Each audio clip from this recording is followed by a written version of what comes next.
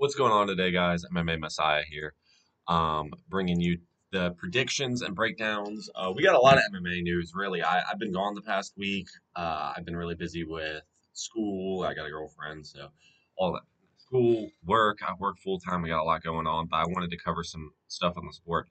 Uh, oh yeah, this reminds me. No one knows where MMA Guru is. Everyone's saying that he is inactive.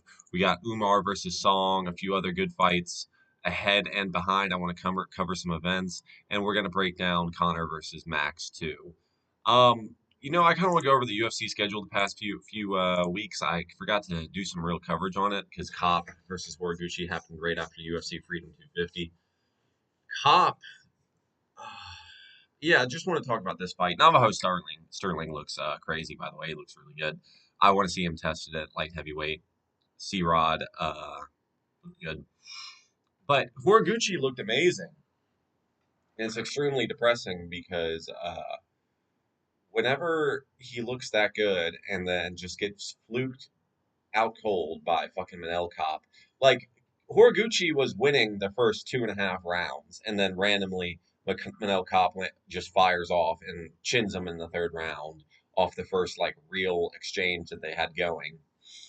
And Manel Cop's been known for doing that to people, but not to the capacity that he has been in the past year or two. And I'm pretty suspicious that Manel Cop is on the sauce pretty heavily. And it's a real shame because he knocked out Kyoji Horiguchi and prevented a really good fight from happening. Granted, Manel Cop versus Pantoja. Dude, the worst timeline right now is Pantoja beats Van and then Cop beats Pantoja. Because then it just makes Cop look so good. I'm a Manel Cop fan, but I'm not a fan of the cheating that he's been doing. Fuck him for that. I really do believe that he's on the sauce, and his gyno set shows pretty infectiously so. And if you want to skip ahead to the predictions, I'm going to be doing that later in the video. I'll try to leave a timestamp or something like that. But I want to touch on these because I haven't been able to make a video in a while. Fiziev versus Torres. This fight night was insane, dude. I know this is old news, so I'll go over it real quick. But this fight card was insane. I was watching it, and yeah, I mean the whole card was really good. Sharpuden, the Bullet, had a good fight against Michelle Pereira. I was kind of disappointed didn't knock him out, but full of finishes nonetheless. I did pretty well on picks on this card. I made a parlay. I just forgot to make a video about it. But finally, I'm really happy Fiziev got that win over Torres. That was a crazy ass finish, and Torres was bringing the heat. Fiziev was getting the better of him, and then in the second round, Fiziev just did not hesitate. Hesitation is defeat. Rafael Fiziev, 2026. Umar versus Song got announced just yesterday, like before I made this video. So this is a crazy ass fight. I'm gonna actually break this one down whenever I'm done doing the predictions for this because this is an insane card. I'm gonna go ahead and start with the early prelims uh, for the Conor Max 2 card. Alessandro Costa versus Cody Durden. Cody Durden's hella mid. Costa is just, slightly above average. This is just a flyweight slop fest. They just threw something on the card so they can have a lot of fights on the card. But I think it's going to be an entertaining fight. I got Costa doing it via decision, maybe late round submission. Ryan Gondra versus Zachary Reese. I got Zachary Reese doing this, maybe second round KO. Gondra's pretty good though. I could see this going either way, but I got Zachary Reese. Fareed Basharat versus Ethan Ewing. This is a banger. And I know bangers. So Ethan Ewing looks like a fucking maestro on the feet the past 2 or 3 fights that he's out. But, that Malcolm Wallmaker win was a really good win, and so was his last one. This is a tough fight, but I got Ethan Ewing doing it. I think he's too good. I think the movement that we've seen, I think Fareed might have to mix in takedowns. This is a really, really good fight. And it's only the third fight on the card. Uh, I have a lot of faith in Ethan Ewing. He's super technical. I haven't seen him get hit. If Ethan Ewing can go 3 rounds and not get hit by Wellmaker, I think he can go 3 rounds and not get hit with Basharat. Ethan Ewing's going to take another prospect's O. And as we know, this is not the good year to be an undefeated fighter. Damian Pinas is going to bust a finish all over Cesar Almeida.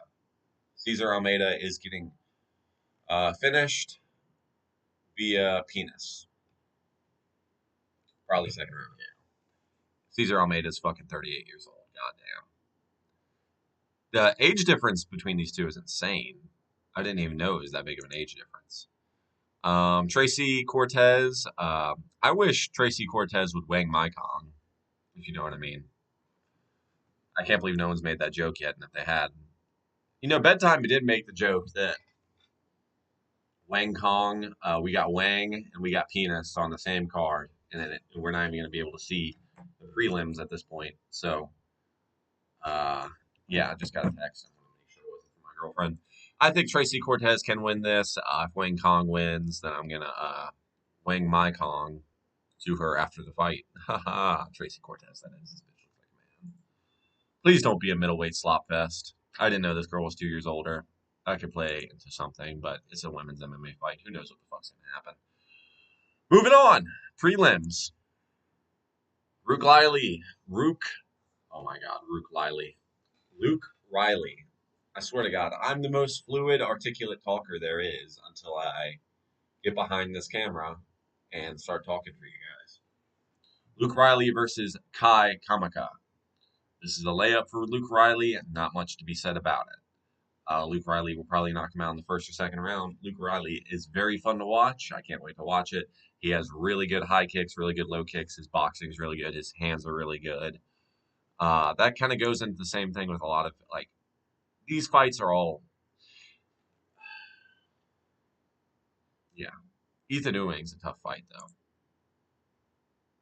This is like the White House card in a lot of ways, where you're going to, oh shit. This is like the White House card in a lot of ways, where there are a lot of one-sided matchups, but there are a lot of good fights. You know what I mean? Because it's the UFC at the end of the day. Who the fuck knows what's going to happen?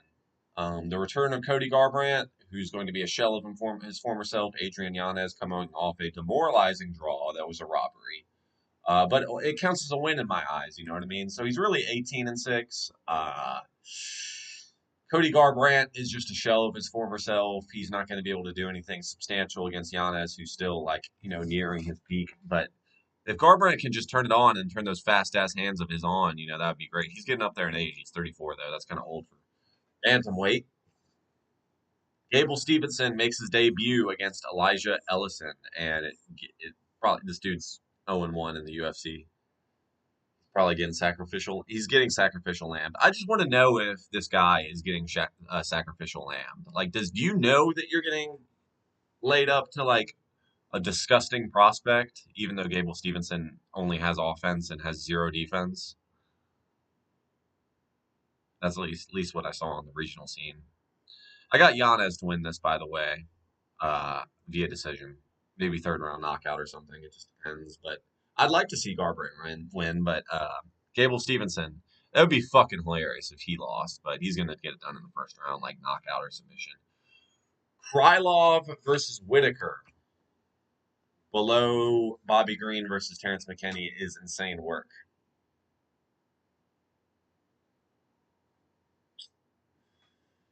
God, I hope Whitaker wins, but Krylov is good, but he's aged out. He's kind of washed. He's coming off 2 big KO losses in a row. I think Whitaker's going to hit us with a vintage 1-2 head kick. Krylov is taller, though, so that could probably form some problems for Whitaker, but I just don't see a world where Krylov manages to get it done over Robert Whitaker, who was fighting hard as fuck at 185 against Ritter. That was his last fight, and I thought Whitaker could have probably won that if he didn't gas out in the third round trying to finish him. But I got Robert Whitaker like late round TKO, maybe. No, he either does it via early TKO or it's like a 30-27 to the scorecards. He might play it safe, but he might want to get out there with some extra power at 205. He might have some extra pops to him. So Robert Whitaker to get it done. King Green's going to get this done pretty easily. I see everyone saying like this fight's going to end in the first round, guaranteed. I think it'll end the first round pretty high, likely too. But Terrence McKinney isn't any good. Like he's just goes out there and is a finisher, be finish fighter. He doesn't really offer anything after the first round. King Green has been shown to develop and like evolve as fights go on. King Green has a glass chin and he's washed, but he's still really fucking good and has proven to be a hard puzzle for people to figure out in the UFC, unless you're someone like Mauricio Rufy or Dustin Poirier or some shit like that. He's 35-17. He's going to go out there, and if he doesn't get chinned in the first 2.5 minutes, then he'll start putting the work on McKinney, and McKinney will probably go out cold pretty hard, and it'll be hilarious because Terrence McKinney looks like a beaver. Moving on. Oh my god, my voice just cracked. Moving on. Brandon Royval versus Loner Kavanaugh is actually a thing. So Kavanaugh lost to Moreno, and then if we let's look at Loner Kavanaugh's record. Loner is a really cool name. So I wanted to look at his record real quick before we pick the fight because he's still a very new UFC fighter. I just want you guys to see this. Of course, it's not going to load. Like the one time I need something to load, that would be fantastic. Either way, I know he lost to Brandon. Yeah, here we go. No, he lost to Charles Johnson. I thought he lost to Brandon. No, he beat Brandon Moreno. There I go. Who lost to Brandon? I think it was like Royval or something. Someone beat Moreno. Moreno beat someone who was like an up and coming prospect or like was on a win streak. Tyra, that's who it was. He beat Tyra, and then he lost. No. Moreno lost Tyra. Who? Urseg. That's who I was thinking of, man. Dude, Urseg couldn't beat fucking Brandon Moreno. That's so sad. So I knew there was an upcoming prospect who had like lost to Brandon Moreno, and that's why I thought he was so good. But he lost to Charles. He lost to Loner Kavanaugh, and then he lost to Tatsuru Taira pretty convincingly in the second round, ground and pound. So Loner Kavanaugh is good, man. Looking at this, he just got fluked by Charles Johnson, but Charles Johnson has like that touch of championship potential. I mean, you get knocked out by Charles Johnson, you're going to be a champion. You've seen it with Joshua Van, and now Charles Johnson knocked out Loner Kavanaugh flukily in the second round, and then beats Brandon Moreno in like a really good like elevation. Yeah, dude, he might beat Brandon Royval's ass because if Brandon Royval comes out looking like he did against Kopp and is really chinny and is like hesitant or something, then yeah, I got Kavanaugh like third round KO probably. Maybe like earlier than that, but I see them getting into the fight. He needs to not get into a scrap with Royval, but it would be cinema if he did. You know what I mean? So I got Kavanaugh like third round KO, maybe decision, like 50-45 Brandon Royval, but he has more power than most at flyweight. You know what I mean? Kavanaugh has more power than most people at flyweight, but I don't think he has Manel Kopp power. But his boxing is super crisp. Brandon Royval is going to be trying to scrap. I see Loner slipping and dodging, maybe getting caught occasionally, rebuttaling back with kicks, maybe getting thrown up with some leg kicks from Royval. But Royval's got really good boxing. It's going to be a hood classic, I think, until Kavanaugh knocks him out. Speaking of hood classics, this card in general is just a hood classic, dog. This shit is stacked.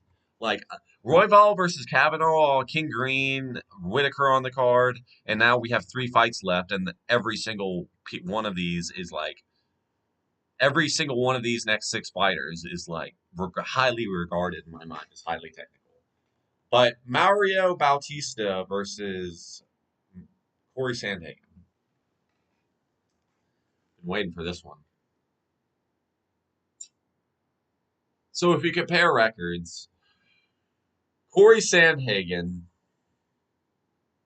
I think, is on a downward trajectory. He's coming off that Figgy win. He's coming off the Marab loss, and he got dropped by Marab, man. He got dropped by Marab, and he hasn't knocked anyone out in such a long time. He hasn't finished anyone in a pretty long time either.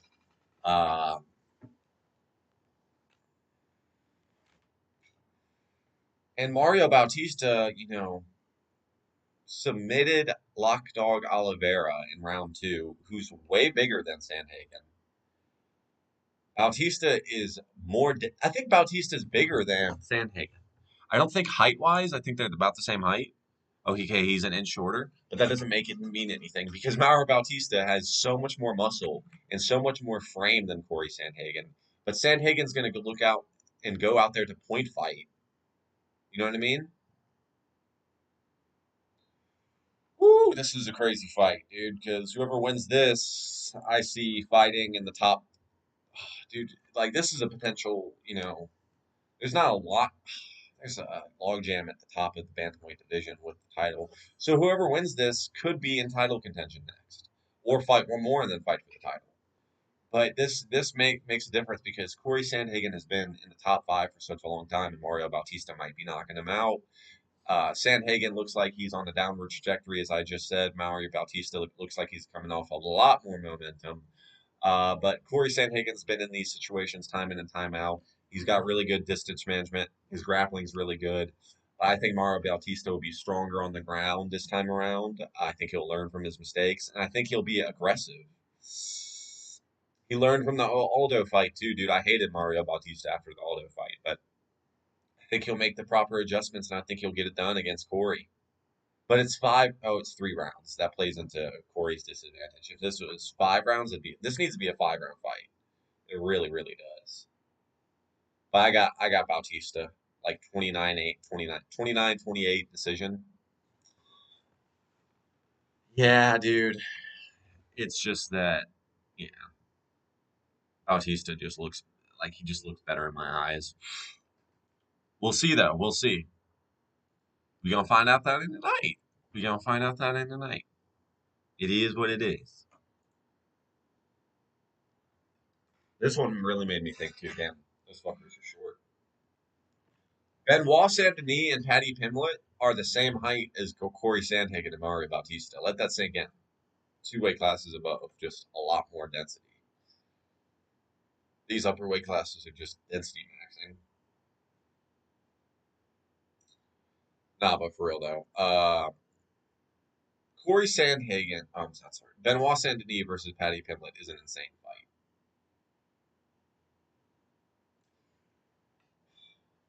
So I've been watching a lot of their fights.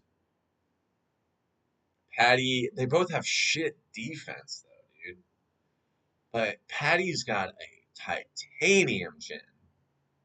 And in retrospect, after that Gaethje fight, from what we saw of Ilya, God rest his soul, Ilya, please come back and save us, please. Paddy didn't take a whole lot of damage compared to Topuria, and he got hit with more shots than Topuria, I thought. He got fucked up way worse in the earlier rounds than Topuria. Topuria was much more competitive, and he didn't wear any of that damage nearly as badly. And he didn't get knocked out. And Benoit got knocked out by Poirier. He has a glass chin, dude, and that's going to be a big problem. But Benoit is relentless. They're both marauders, dude. They're both shit on the feet, low key. But Paddy's, looking to improve. I've seen more improvements from Paddy on the feet than I have Benoit. So I do think Paddy has a slight advantage on the feet. Now, as far as grappling, Benoit is strong. Paddy is strong. And I do think Paddy has better grappling also. Slightly. But this is just jarhead retard maxing in this fight. Like they're both gonna come out trying to look technical, and then like if they do that, it's gonna be a shit fight. Who knows? Really, I don't know what either of these fuckers are gonna do. Are they gonna try to take each other down? Is this gonna be an MMA fight? Is it gonna be a wrestling match? Is it gonna be a stand-up fight? Is it gonna be a little bit of everything? The mystery going into this fight is really what makes it captivating because they're on a similar trajectory. You know what I mean? Benoit came up with a lot of hype, got knocked out by Poirier, got knocked out by Moicano, and then goes on this big win streak. And now he's resurging, and now he's coming up to fight Paddy Pimblett after his big performances. And now Paddy getting knocked out by Gaethje, and then a bounce back, and we're going to see how it goes. But I got Paddy Pimblett to win this. Is this for 4 or 5 rounds? I think this is 5 rounds. Yeah, I think Paddy's gonna get the finish in the later rounds, dude. I think Benoit might gas. I think that'll play into Patty's advantage because we've seen him go 5 rounds. So I got Patty via like late round finish, maybe decision. But really do see Benoit getting it done. Like also, this is a really close fight, and I have no idea what the fuck happens. This isn't a close fight. Okay,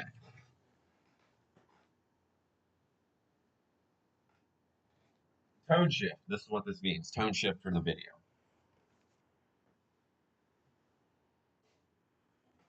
The year this fight, this whole card, but this fight specifically determines the timeline that we live in and what we're going to experience in the UFC going forward.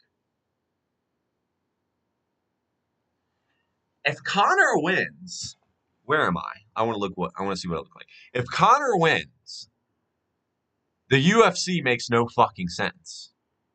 I swear to you. Conor McGregor was getting his ass beat at the end of the third Dustin fight. It was close, but he was low key getting his ass beat and got slept the fight before that. And Max is better than that Poirier right now, I think, even at 170. So if we look at the matchup, my girlfriend's calling me. Shit, hang on.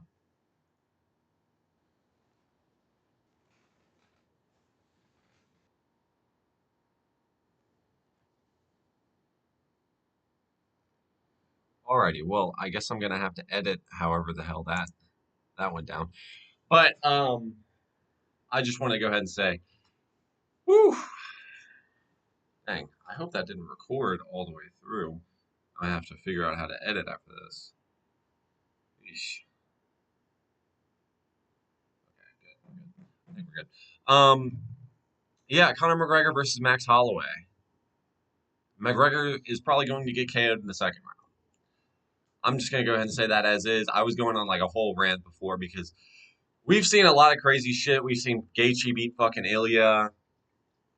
Strickland beat Hamzat. We've seen crazier shit happen. McGregor could come back and locked in and fucking knock out Max Holloway, or the timeline could be restored. And I hope that Max Holloway is my second favorite fighter besides Yuri.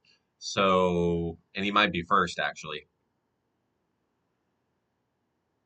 That is not accurate. This isn't accurate. There's no way that Max is not 5'9", so that's not fucking accurate. Yeah, Max is not 5'9". That's bullshit. But Max Holloway is probably just going to tee off on him, do what he does, and we're going to see vintage Holloway, and we'll see vintage McGregor for all of one round, and Holloway will get it done, and the timeline will be restored, or McGregor will win, and I'll be crushed forever for Holloway, because how the fuck do you come back from that? This got announced. This is actually an insane card. Insane fight. Umar, I think, gets it done because this is going to be a 5 round fight, and Song wanes over time. But I think it's interesting because Song Yadong does have all the necessary tools to beat Umar. But let me know what you guys think in the comments below. I'm curious what everyone thinks about these matchups, and see you on the next one. Have a good time. Have a nice time watching these fight weeks. I'll try to keep you all updated through shorts and more videos throughout the week. Peace out.